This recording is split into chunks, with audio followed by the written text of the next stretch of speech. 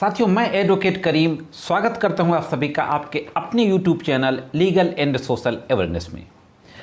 जब से जो विमेन रेसलर्स हैं, महिला पहलवान, इन लोगों के मामले में भाजपा के सांसद, कुश्ती महासंघ के अध्यक्ष ब्रजभूषण सिंह के खिलाफ एफआईआर दर्ज हुई पॉक्सो के मामले में, तब से मेरे तमाम व्यूवर्स और सब्सक्राइबर्स के द्वारा लगातार एक सवाल पूछा जा रहा है कि क्या पॉक्सो एक्ट में गिरफ्तारी ज़रूरी है, और यदि पॉक्सो एक्ट में गिरफ्तारी ज़रूरी है तो फिर ब्रजभूषण सिंह की गिरफ्तारी क्यों नहीं हो रही है।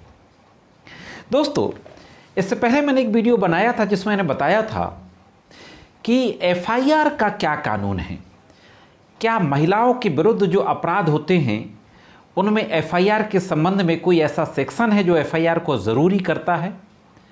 और यह भी मैंने बताया था कि अगर क्राइम अगेंस्ट वीमेन से संबंधित कोई अपराध होता है और उसकी एफआईआर थाना इंचार्ज मना कर देता है तो एफआईआर दर्ज करने से मना करना भी अपने आप में एक अपराध होता है। उस वीडियो का लिंक मैं डिस्क्रिप्शन में और आई बटन में दे दूंगा, आप डिटेल में देख सकते हैं। तो आज मैं इसी बात पे बात करने जा रहा हूं कि गिरफ्तारी के संबंध में कानून क्या है, क्या पॉक्सो एक्ट में गिरफ्तारी ज़रूरी है, और यदि कानूनन गिरफ्तारी ज़रूरी है तो ब्रजभूषण सिंह की गिरफ्तारी अभी तक क्यों नहीं हुई है। तो बहुत ही महत्वपूर्ण जानकारी है, जुड़े रहे आखिरी तक, देखते हैं कि इस संबंध में कानून क्या कहता है। साथियों, सबसे पहले हम बात करते हैं कि अरेस्टिंग के संबंध में क्रिमिनल प्रोसीजर कोड में किस तरीके के प्रोविजन दिए गए हैं। इसके बाद बात करेंगे फिर पॉक्सो एक्ट की।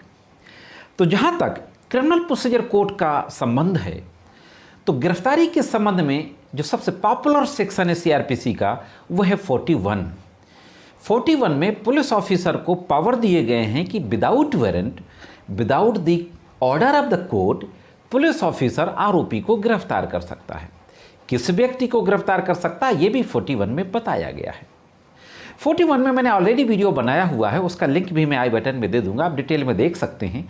आज मैं सिर्फ उन बिंदुओं पर बात करूंगा जिन बिंदुओं पर गिरफ्तारी ज़रूरी है की बात कही गई है।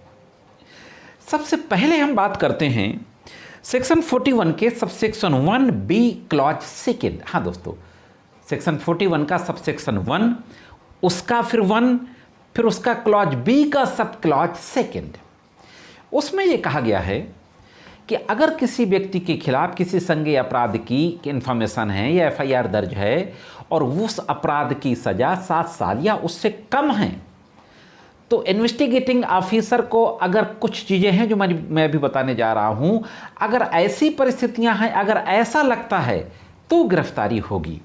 अब आप सीधी सी बात समझ लीजिए कि 41 सीआरपीसी के अनुसार उन अपराधों में जिनमें सज़ा 7 साल से कम है आयोग तभी गिरफ्तार करेगा जब ये 4-5 शर्तें पूरी होंगी। अब वो शर्तें क्या हैं? सबसे पहली शर्त है कि अगर आयोग को ये लगता है, इन्वेस्टिगेटिंग ऑफिसर को, कि अगर हमने अरेस्ट नहीं किया तो ये दूसरा संज्ञेय अपराध कर देगा, फर्दर ऑफेंस कमिट कर देगा, तो गिरफ्तारी हो जाएगी। दूसरी बात यह है कि अगर आयोग को ये लगता है कि इसको अरेस्ट नहीं किया तो प्रॉपर इन्वेस्टिगेशन संभव नहीं है इस मामले का, तो अरेस्टिंग की जा सकती है। तीसरा लगता है कि अगर आरोपी एविडेंस को डिसअपियर कर रहा है, सबूतों को छिपा रहा है या सबूतों के साथ छेड़छाड़ कर रहा है, डिसअपियर कर रहा है या टेम्परिंग विद द एविडेंस, तो भी गिरफ्तारी की जा सकती है। किसी तरीके से गवाहों को लालच देना, डराना धमकाना, अगर ऐसा कोई काम कर रहा है तो भी गिरफ्तारी की जा सकती है। या अगर आयोग को लगता है कि अगर हमने गिरफ्तार नहीं किया तो इस आरोपी व्यक्ति की उपस्थिति न्यायालय में ज़रूरी नहीं है, तो भी गिरफ्तार किया जा सकता है। तो ABCDE ये 5 कंडीशंस ऐसी हैं सेक्शन 41 सबसेक्शन 1 की क्लॉज B की सब क्लॉज सेकेंड में ये ABCDE करके दिया गया है सीआरपीसी में कि अगर 7 साल या उससे कम की सज़ा है तो इन कंडीशंस का पूरा होना ज़रूरी है। और अगर ये कंडीशंस पूरी होती हैं तो इन्वेस्टिगेटिंग ऑफिसर इन कंडीशंस को केस डायरी में नोट डाउन करेगा और नोट डाउन करने के बाद फिर उस व्यक्ति की गिरफ्तारी की कोशिश करेगा। अब नॉर्मल रूल क्या है गिरफ्तारी का, इसके संबंध में बातचीत कर लेते हैं। किसी भी व्यक्ति के विरुद्ध जब किसी कॉग्निजेबल ऑफेंस की एफआईआर थाने में दर्ज होती है तो एफआईआर रजिस्टर होने के बाद उसका इन्वेस्टिगेशन शुरू हो जाता है। इन्वेस्टिगेशन में आईओ उस आरोप से संबंधित सबूतों की तलाश करता है। अब अगर आईओ को अपराध से संबंधित सबूत मिल जाते हैं अभियुक्त व्यक्ति के विरुद्ध तो फिर उसकी अरेस्ट वो करता है। अरेस्ट भी इन्वेस्टिगेशन का एक पार्ट होता है। अब जो अरेस्टिंग होगी वो 41 की रोशनी में होगी सीआरपीसी की। तो 41 में सबसेक्शन 1B क्लॉज सेकेंड में क्या कहा गया, मैंने अभी बताया कि अगर 7 साल और उससे कम की सज़ा है तो 5 कंडीशंस पूरी होंगी तभी गिरफ्तारी की जाएगी। अगर 5 कंडीशंस पूरी नहीं होती तो 41A सीआरपीसी का नोटिस भेज दिया जाएगा पूछताछ के लिए और उसको इन्फॉर्मेशन दे दी जाएगी कि अदालत में भी तुम्हें उपस्थित रहना पड़ेगा और गिरफ्तारी ज़रूरी नहीं होगी। तभी ज़रूरी होगी जब ये ABCDE 5 कंडीशंस पूरी होंगी। तो नॉर्मल जो प्रिंसिपल है गिरफ्तारी का कि इन्वेस्टिगेशन के दौरान अभियुक्त के विरुद्ध एविडेंस मिलना जरूरी है। एविडेंस मिलना जरूरी है। अगर उस अभियुक्त व्यक्ति के विरुद्ध कोई भी साक्ष्य नहीं मिलता जो आरोप एफआईआर में लगाया गया है तो नो नीड ऑफ अरेस्ट। ये तो है नॉर्मल रूल। अब साथियों पॉक्सो एक्ट के बारे में बात करते हैं और इसके बाद सुप्रीम कोर्ट के 2 महत्वपूर्ण केस ला की बात करेंगे जो गिरफ्तारी के संबंध में दिए गए हैं। अब पॉक्सो एक्ट की बात करते हैं। स्पेशल अधिनियम है 2012 में एनेक्टमेंट हुआ, act number 32 of 2012, the protection of children from sexual offences act 2012। इस कानून का मकसद था कि अगर नाबालिग बच्चों या बच्चियों के साथ, चाहे मेल चाइल्ड हो चाहे गर्ल चाइल्ड हो, किसी भी तरीके का सेक्सुअल असॉल्ट होता है तो इस सेक्शन के तहत अपराध दर्ज होगा। इसके ट्रायल के लिए स्पेशल कोर्टों का गठन किया गया है। लोगों में एक जनरल कन्फ्यूजन ये होता है कि पॉक्सो एक्ट सिर्फ नाबालिग बच्चियों के साथ अगर किसी तरीके की यौन हिंसा होती है तो लगता है, जबकि ऐसा नहीं है। अगर नाबालिग मेल चाइल्ड के साथ भी किसी तरीके का सेक्सुअल असल्ट होता है तो भी पॉक्सो एक्ट के जो प्रोविजंस हैं वो अट्रैक्ट होते हैं और मुकदमा पंजीकृत होता है। पॉक्सो एक्ट में एक सेक्शन है 29।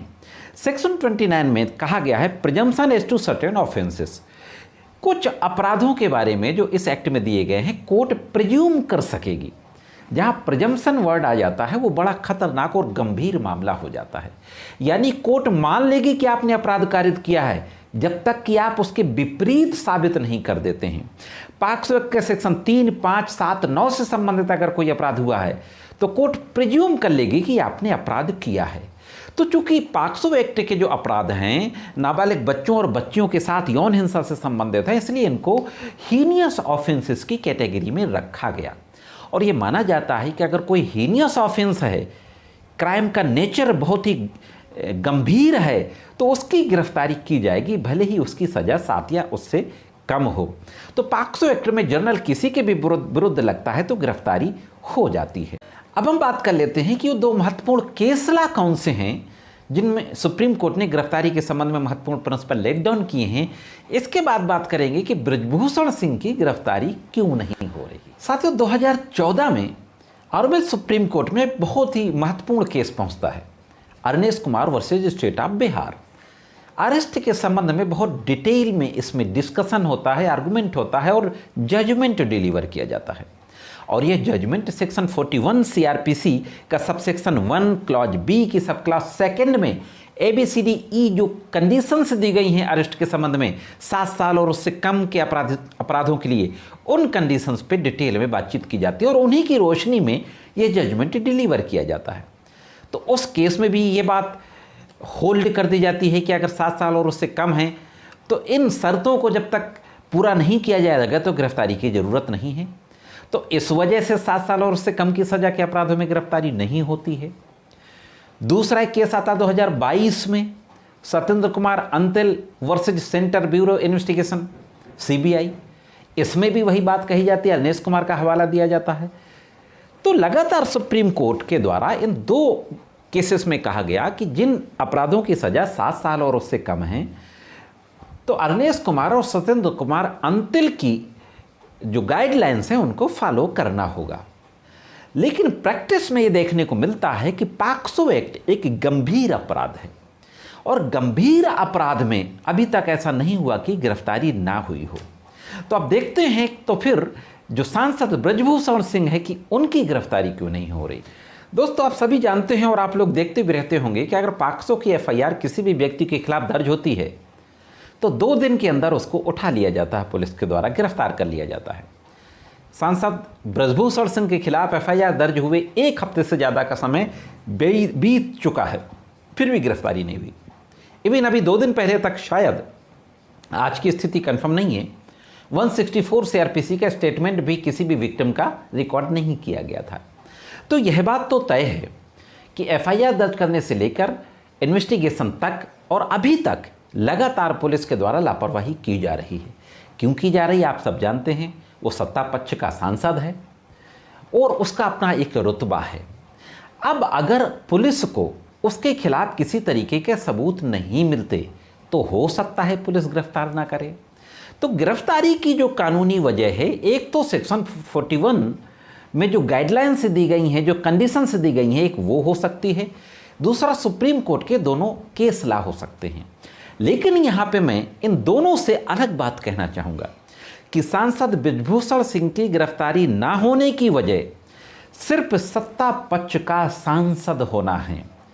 अगर ये सत्ता पक्ष का सांसद ना होता तो निश्चित रूप से आईओ एक इन केस डायरी में 41 में जो 5 कंडीशंस दी हुई हैं इनको नोट डाउन करता, रीजन लिखता और गिरफ्तार कर लेता। क्योंकि उसमें एक शर्त यह भी है कि गवाहों को टेम्पर करने की अगर संभावना हो, इन्वेस्टिगेशन प्रॉपर नहीं होगा, अगर ये संभावना हो तो गिरफ्तार किया जा सकता है। तो इस केस में ये संभावनाएं तो वही हैं कि सबूतों को मिटाया जा सकता है, टेम्परिंग विद द एविडेंस से छेड़छाड़ की जा सकती है, गवाहों को डराया धमकाया जा सकता है, प्रॉपर इन्वेस्टिगेशन नहीं हो सकता और ना हो रहा है। तो ये तीनों कंडीशंस पूरी होती हैं तो कानूनी तौर पर ब्रजभूषण सिंह की गिरफ्तारी पॉक्सो अधिनियम में हो जानी चाहिए। क्यों नहीं हो रही है, सुप्रीम कोर्ट और हाई कोर्ट को इस पर सुमोटो संज्ञान लेके ज़रूर देखना चाहिए और इन्वेस्टिगेशन की मॉनिटरिंग करनी चाहिए। साथियों, यह थी एक बहुत ही महत्वपूर्ण जानकारी। इस संबंध में जानकारी कैसी लगी कमेंट्स करके ज़रूर बताएं। आज के वीडियो में सिर्फ इतना ही। मिलते हैं किसी अन्य वीडियो में कानून की कुछ अन्य जानकारियों के साथ। तब तक कानून के विभिन्न तरीके की जानकारियों के लिए देखते रहें लीगल एंड सोशल अवेयरनेस।